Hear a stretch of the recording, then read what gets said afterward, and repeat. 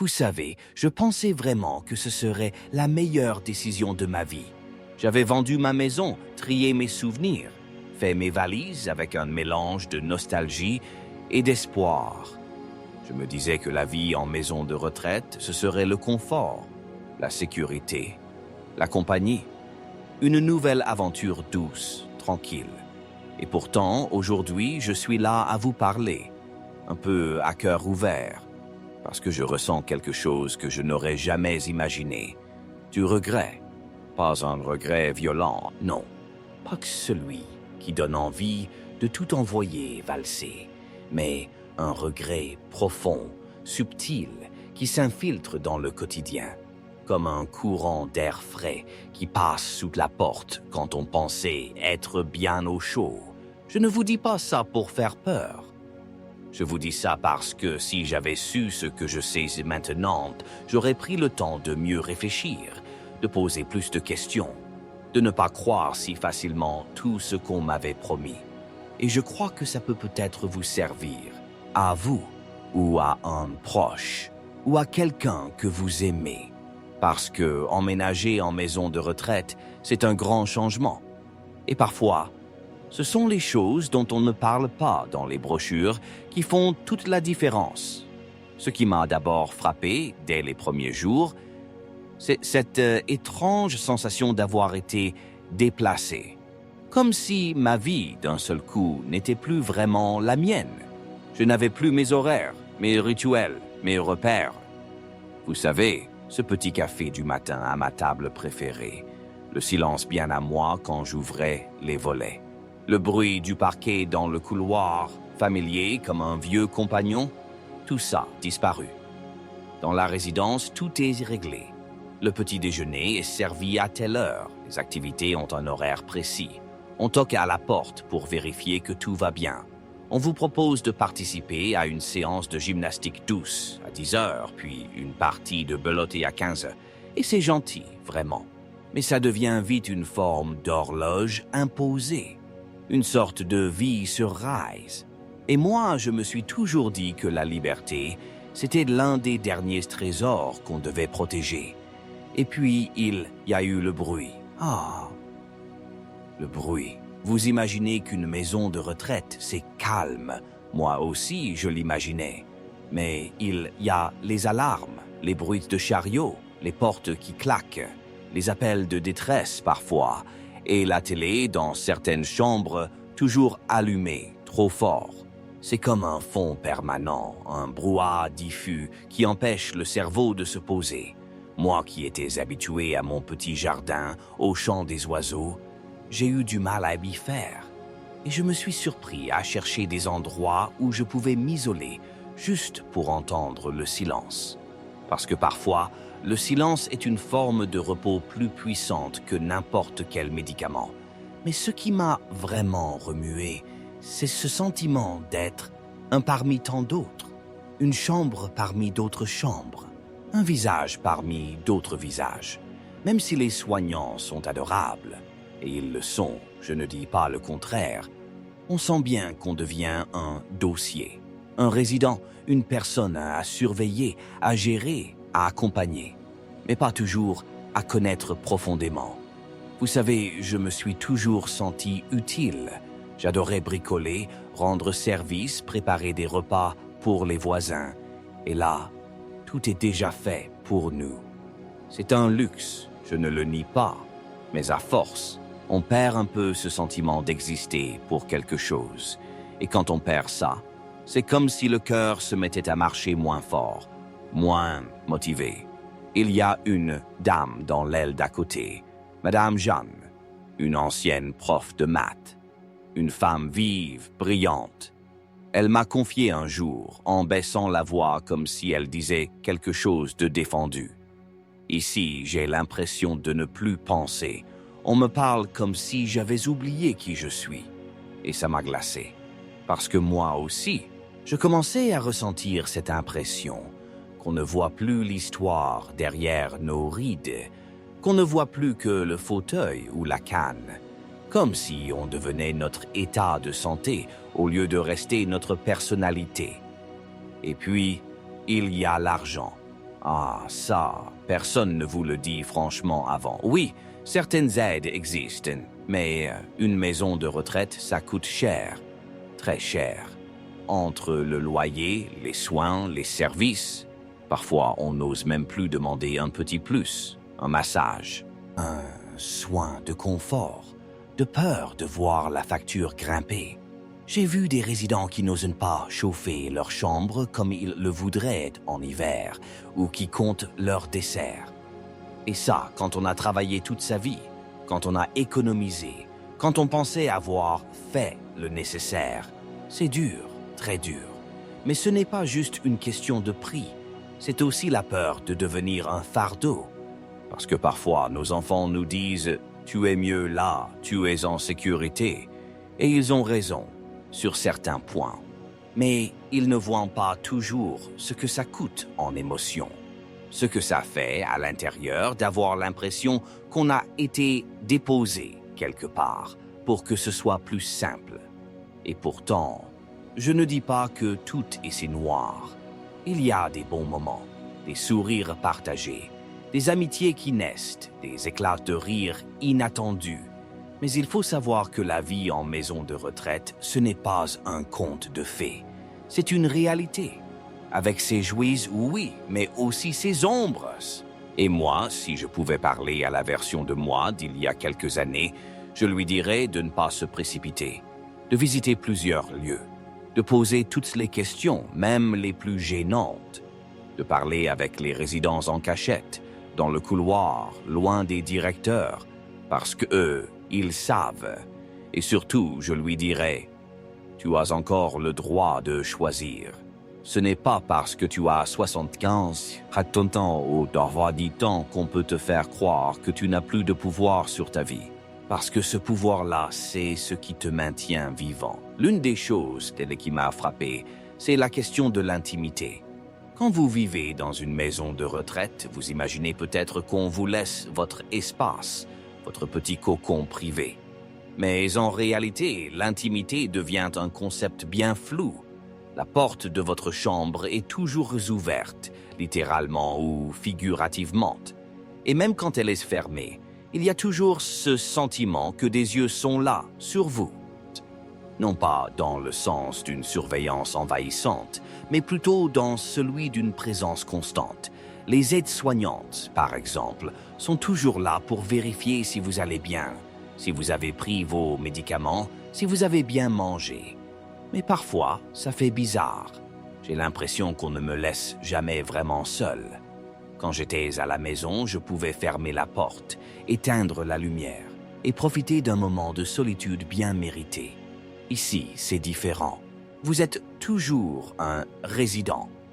Et je me suis souvent demandé, est-ce que j'ai encore droit à cet espace pour moi, où je peux être juste moi, sans être le patient ou l'ancien?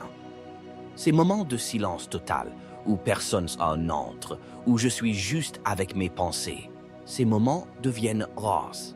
Il y a aussi cette sensation de perte d'indépendance. Quand vous vivez chez vous, même à un âge avancé, vous avez encore le contrôle sur votre emploi du temps. Vous pouvez décider d'aller au marché, de prendre une longue marche, d'aller rendre visite à un ami. Ces petites libertés qui semblent anodines, mais qui sont fondamentales. En maison de retraite, tout est régulé. Chaque déplacement, chaque activité est programmée. Et ce n'est pas toujours facile de se faire à l'idée que, pour certaines choses, vous devez demander la permission. Vous voulez aller dans le parc à 14 heures, d'accord, mais il faut que ce soit après la sieste. Et il faut d'abord prévenir quelqu'un. Vous avez envie de manger un petit gâteau à 16 heures. Pas avant 17 heures, c'est l'heure du goûter organisé. Tout est fait avec bienveillance, bien sûr, mais l'autonomie, cette petite chose précieuse, s'évapore peu à peu. Et vous commencez à ressentir, parfois, que vous n'êtes plus celui qui décide de son emploi du temps. Cela m'amène à un autre point important, l'adaptation aux soins médicaux. Quand vous vivez chez vous, vous avez souvent l'habitude d'aller consulter votre médecin de famille, quelqu'un qui vous connaît, qui sait vos antécédents, qui vous parle avec un ton familier. À la maison de retraite, vous vous retrouvez avec de nouveaux soignants, souvent très compétents, mais que vous ne connaissez pas vraiment. Chaque soignant a ses méthodes, ses priorités. Et même si tout est fait pour le bien-être des résidents, il y a une certaine déshumanisation qui se glisse dans ce système de soins. Parfois, on vous pose des questions par routine, pas par souci d'engagement personnel. Vous êtes un cas parmi d'autres, alors que dans votre ancienne vie, chaque consultation était une occasion de créer une relation de confiance. Ici, les médecins et infirmières sont plus nombreux, et les rencontres, bien que professionnelles et humaines, restent superficielles. Je me suis aussi rendu compte que, malgré tous les efforts pour vous intégrer à la vie communautaire, il existe une sorte de cloisonnement émotionnel. C'est-à-dire qu'on vous invite à participer à des activités collectives, on organise des jeux, des sorties, mais il y a toujours cette barrière invisible. C'est comme si, même entouré de personnes, vous vous sentiez un peu isolé. Ce n'est pas facile à expliquer, mais c'est comme si on vous avait classé dans une catégorie. Il y a ceux qui sont plus actifs, qui font encore des choses par eux-mêmes, qui participent à tout. Puis il y a les autres, ceux qui sont plus âgés, plus fragiles, ceux qui se retrouvent à regarder la télé ou à écouter de la musique dans un coin. Vous avez beau être entouré de gens, il y a ce sentiment étrange de solitude. Et je crois que c'est l'une des choses que je n'avais pas anticipées. Ce que vous perdez ici, c'est un peu cette liberté d'interagir comme vous le voulez, sans avoir à vous adapter à des normes ou à des attentes collectives. Les activités sont aussi un sujet sensible. Au début, on vous pousse à participer, à rencontrer les autres, à rejoindre les jeux de cartes, les séances de chant, les ateliers de bricolage. C'est sympa, bien sûr. Mais la réalité, c'est que l'intensité de ces activités peut varier. Certaines personnes adorent ces moments de partage, d'autres, comme moi, n'en tirent pas grand-chose. On nous pousse parfois un peu trop à faire partie du groupe, mais le groupe n'est pas forcément celui avec lequel on a envie d'être.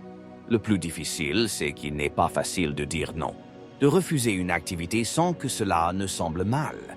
Et ça, c'est un aspect qu'on n'évoque pas assez souvent. En maison de retraite, l'idée de faire partie d'une communauté devient presque une obligation. Tout cela m'amène à une dernière vérité que je dois partager avec vous, l'angoisse du temps. Quand on arrive dans un tel endroit, on se rend vite compte que le temps ne passe plus de la même manière. Tout est plus lent, les jours se suivent sans se ressembler, mais en même temps, tout semble se fondre dans une grande vague de monotonie. Et ce sentiment d'avoir plus de temps libre que jamais peut être au final très perturbant. Vous avez la sensation d'avoir l'éternité devant vous, mais au fond, vous n'avez plus ce contrôle sur ce temps. Vous devez adapter vos attentes, redéfinir ce que signifie vivre pleinement. On n'est plus dans la frénésie de la vie active, mais dans une forme de flottement, un peu perdu, un peu flottant, sans repères fixes. Vous savez, après toutes ces réflexions, je me suis dit qu'il y avait une chose que l'on oublie souvent dans ce genre de discussion. L'important, c'est de ne pas perdre son humanité. Et ça, c'est ce qui m'a frappé le plus. À force de nous concentrer sur la sécurité, sur le confort physique, sur la gestion des soins, on finit parfois par oublier ce qui fait de nous des êtres vivants, avec des histoires, des rêves et des désirs. Ce que je veux dire, c'est qu'il ne faut pas laisser la maison de retraite définir votre existence. Vous êtes toujours vous, avec vos passions, vos préférences, vos moments de solitude et de partage. Et je crois que, pour éviter de se retrouver dans cette forme de mal-être que j'ai connue, il est essentiel de continuer à nourrir ce qui vous fait vibrer. Ne vous laissez pas enfermer dans un rôle de résident ou de personne âgée. Faites des choix. Si une activité ne vous plaît pas, refusez-la. Si une autre vous attire, lancez-vous, même si vous vous sentez un peu hésitant au début. Personne ne vous demande de vous transformer en quelqu'un d'autre, sauf peut-être vous-même. Ne soyez pas trop gentil avec vous-même dans ce sens. Si une activité vous déplaît, n'ayez pas peur de dire non. Si vous avez envie de découvrir une passion que vous n'avez jamais eu le temps d'explorer, foncez. C'est maintenant ou jamais. Et n'oubliez pas, l'une des clés pour vivre mieux en maison de retraite, c'est d'entretenir vos relations. Ce n'est pas juste une question de passer du temps avec les autres pour faire bonne figure.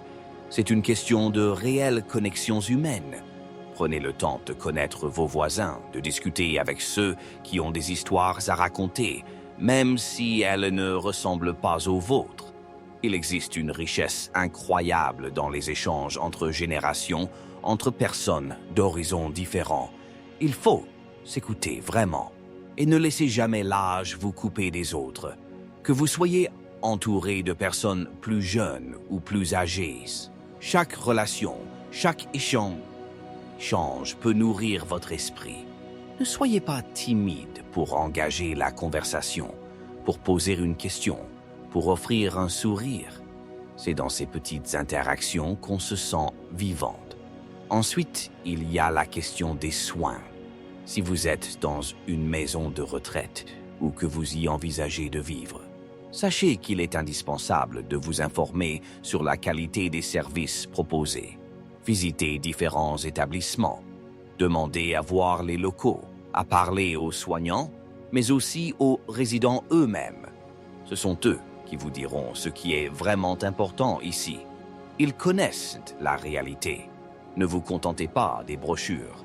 Allez au-delà de l'aspect visuel et demandez-vous, est-ce que cet endroit peut vraiment m'apporter ce dont j'ai besoin, tant sur le plan physique que sur le plan émotionnel? Une autre chose que j'ai apprise et qui m'aurait été utile dès le début, c'est qu'il faut préserver votre espace personnel, même si ce n'est qu'un petit coin dans votre chambre. Votre environnement immédiat, même s'il est modeste, doit refléter qui vous êtes. Apportez-y vos objets familiers, vos photos, vos souvenirs. Faites en sorte que cet espace soit un petit morceau de votre monde.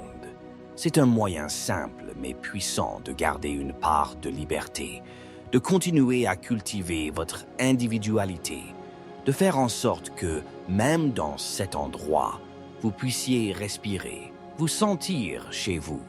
En parlant de respiration, il y a aussi la question de votre bien-être mental. La solitude, le manque de stimulation, l'impression de n'être plus qu'une routine de soins. Tout cela peut entraîner des périodes de tristesse ou de dépression. C'est une réalité que l'on n'évoque pas assez souvent. Mais il est primordial de parler de ces émotions, de ces peurs, de ces regrets. Cherchez un thérapeute, une écoute attentive, un ami à qui vous pouvez tout dire. Ne laissez pas le silence prendre le dessus. La santé mentale est aussi importante que la santé physique. Et parfois, il suffit de mettre des mots sur ce que l'on ressent pour aller beaucoup mieux. Ce que je souhaite vous dire aujourd'hui, c'est qu'il est possible de trouver un équilibre dans une maison de retraite. Ce n'est pas le lieu parfait, mais cela peut être un lieu où vous pouvez vous sentir bien, où vous pouvez continuer à grandir et à apprendre. Mais pour cela, il faut vous donner la permission de prendre des décisions pour vous-même. Ne laissez pas la peur ou la pression sociale dicter votre vie. Vous avez encore beaucoup à offrir et à recevoir. Il vous suffit de choisir les bonnes batailles et de ne jamais cesser de vous battre pour votre liberté personnelle. Alors, si vous regardez cette vidéo et que vous vous demandez si vous êtes prêt pour ce grand changement, sachez qu'il n'y a pas de réponse toute faite. Mais prenez le temps d'y réfléchir, d'en parler, de visiter les lieux, de poser toutes les questions nécessaires. C'est votre vie. Vous êtes toujours le seul à pouvoir décider de ce qui est le mieux pour vous. N'oubliez pas que, même dans les moments de doute, vous pouvez créer un endroit où vous vous sentez chez vous, où vous êtes respecté, où vous pouvez continuer à vivre selon vos propres règles. Ne laissez personne vous dire que vous ne méritez pas de choisir comment vous vivez cette étape de votre vie. Parce qu'au final, ce n'est pas l'endroit qui vous détermine, c'est la façon dont vous choisissez de vivre dans cet endroit. Soyez fidèle à vous-même, même dans les moments difficiles. Vous méritez une vie pleine de sens, et peu importe l'endroit où vous vivez, vous pouvez toujours lui donner ce sens. Si vous avez trouvé de la valeur dans ce message, partagez-le avec quelqu'un qui pourrait en bénéficier. Et n'oubliez pas de vous abonner à la chaîne pour plus de contenu qui, je l'espère, vous accompagnera à chaque étape de votre parcours. Merci d'avoir écouté et surtout, prenez soin de vous.